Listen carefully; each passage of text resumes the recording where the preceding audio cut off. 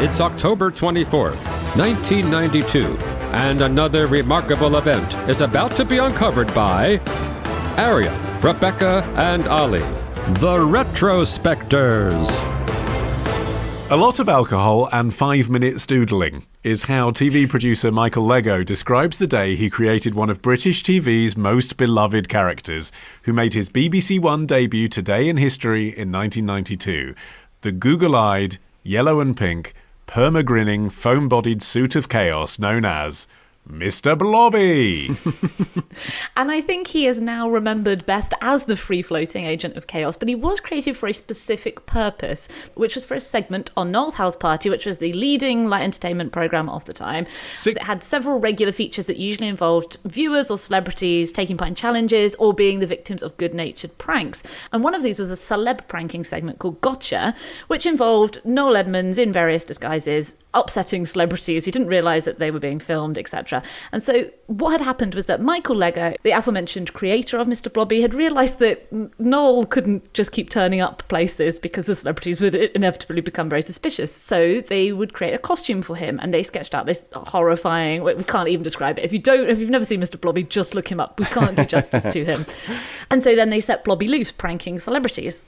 And he was almost a victim of his own success, because the idea was that the celebrities wouldn't know that they weren't encountering a character on a new kids' TV show, to whom they were meant to explain what their line of work was, and then what made it funny. I never watched it, you guys lived through this, but apparently what made it funny was that Mr Blobby would then go about kind of trashing the segment and falling over and generally sort of smashing up the stage and so on, and that was quite funny because it was particularly designed to needle the celebrities in question. But as soon as it started airing, then obviously the surprise couldn't be mounted on new celebrities because they would have seen Mr Blobby go out on Britain's most popular TV show, so they would have known what to expect.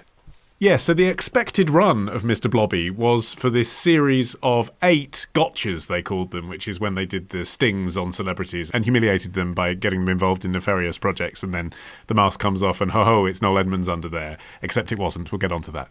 But the popularity of the character with the British public was so instant and so immense that Mr Blobby ended up being a regular fixture on Noel's House Party, and then I was about to say tentacles, and then I nearly corrected myself because he doesn't have tentacles, but he kind of does. Like, it fits. You can see a blobby tentacle, can't you? Pink and yellow. Totally. So I'm going to say anyway, his tentacles then sort of went into areas of British life hitherto untouched by Saturday evening mascots. But if you watch the original series of gotchas, and in fact, I've just sat through the first one, which was a sting on Wayne Sleep, the ballet dancer and choreographer. And it's really funny. It is the chaos and it is the destruction. But it's also because it's a parody of children's television, which wouldn't be very clever if it was a late-night sketch show. But this was going out on what was effectively children's television, so it's inviting the audience to laugh at itself. It's actually quite a layered joke that's going on. You're laughing at the celebrity for being humiliated for thinking it's genuine. You're laughing at the cleverness of how they've parodied children's television.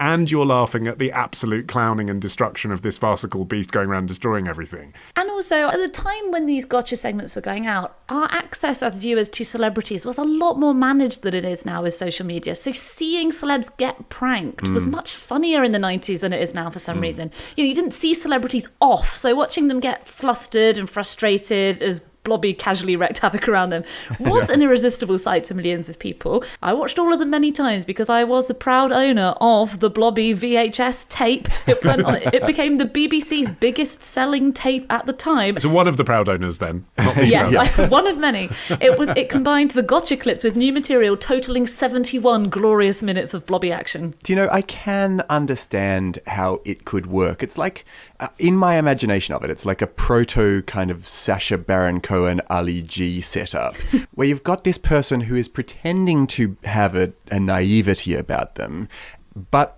they're exposing things about their interviewee or subject by virtue of the chaos that they're creating. Although in the case of Ali G, it was wit rather than physical comedy. But think about how Sacha Baron Cohen actually has blurred those lines afterwards, with Bruno True. sort of jumping on top of each other and waving his bum in their face. Yep. That's Mr Blobby. That is exactly that. Like, you put them in a situation where they're in a room with Mr Blobby and then he jumps on top of them. Yeah.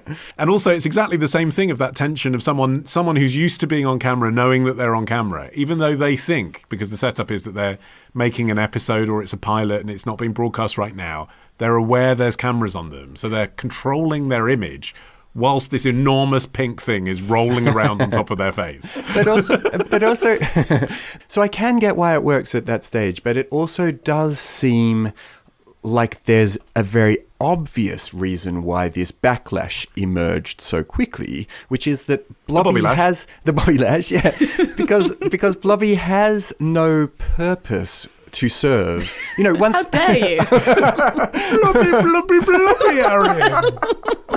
You make a good point. But wait, let's not do the fall of Blobby. Let's do the rise, the We're in the unstoppable heyday. We're in the rise. glory days now. We're Yeah. in Blobby heyday. All right. Yeah. I think we can probably agree that the peak came when he had the Christmas #1 single of 1993, his self-titled debut single, topped the charts, albeit in a pretty crap field. #2 was Babe by Take That. So it's not like there was some great Christmassy contender. But there's, I think, a couple of things behind the success of Blobby in this period. And one is the anti-establishment sentiment that's being expressed by buying the Mr Blobby tape and sending it to #1 at Christmas and stopping Take That, Get to #1. The British public knew it was rubbish because that was the joke. The joke was he's a parody of bad children's television. There is just this thing in the British psyche of, that this is someone who literally smashes things up and that's funny to make it a pinnacle. So there's that going on.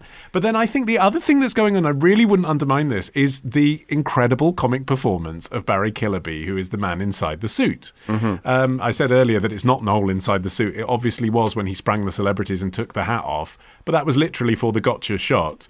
It wasn't Noel Edmonds doing the clowning around. It was a Shakespearean actor called Barry Killerby, who was method. I mean, I've spoken to people who worked with Blobby, and when you were working with Blobby, you had to speak to him as Blobby, not as Barry. Barry didn't exist. And he took it very seriously, and ever since has never done an interview about it. Like, he's had enough of it now. He doesn't play Blobby anymore. It's played by a man called Paul Denson these days. But the point is, Barry Killerby's physical performance in some of the classic moments from Noel's house party, have a look on YouTube at Mr Blobby's Not Coming to New York, which was the moment where they told Blobby that he wasn't going to come on the trip with the show to New York City. And he does the entire routine of a basically 2-year-old's temper tantrum going up and down the stairs of the mansion in Crinkley Bottom. And it is note-perfect clowning, despite the fact he is wearing a 7-foot foam costume. It's incredible. It's just I think people did recognise that this was one of the great comedy performances of the 90s. Genuinely, really funny. Because also, that's the other thing about watching Noel's house party, is you're watching at home, but there's like an audience of 600 people. There was a huge studio show, and it thrived off the reaction of the audience in real time. Right. And again, that performance, you could feel the audience is still, when Mr Blobby makes a cameo appearance, as he has done on sort of Channel 4 panel shows and Loose Women and stuff like that, you can hear a live audience scream with laughter when he enters the room. I mean, I have to say, watching TV as a child in the 90s, there was always a vague dread that Mr Blobby would randomly turn up on the show you were watching. You were never fully safe from a Blobby cameo. Yeah. I think there was a point at which his success was so mainstreamed, there was no irony to it anymore. It was just the slapstick, and it faded somewhat. I know that seems ridiculous when you talk about a show with 16 million viewers, but I think people did think they were in on a joke with Blobby. And then he became too big for his own pink and yellow boots. But I feel like the wave of 90s nostalgia that we've had for the last 10 years plus means Blobby has a place in our hearts and will continue. And I would not be surprised, given the YouTube ability of what he does, if Blobby is still with us in 20 years' time. Well, maybe that too big for his boots-ness is what contributed to the scandals that unfolded in 1994, including You just a want to keep moment... Blobby when he's down, don't you? Sorry. I'm not But- liking this anti-Blobby attitude No. I'm hearing. Okay, well, no, it gives you the opportunity to defend him. Yeah, But it anyway, gives you. All he wants to do is bring joy to people. I tell you a thing that he did to Heidi O'Callaghan at her 6th birthday party at Caesar's palace in How Luton. dark is this going to get? Not too dark. He Operation Blobby, they called it. It's all come to light recently.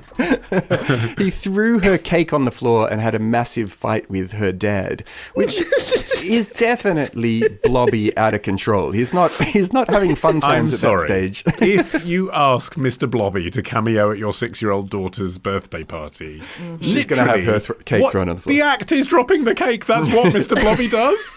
Why would she like Mr Blobby if he wasn't going to come and drop the cake? That's all he does. He comes and goes, Blobby, Blobby, Blobby, and knocks shit over. Tomorrow. He is not someone that you are safe with if you're a tavern girl or a shop girl, if you are in a carriage with him. Ditch the ads and get a Sunday episode when you join Club Retrospectors. Subscribe now on Apple Podcasts, part of the Acast Creator Network.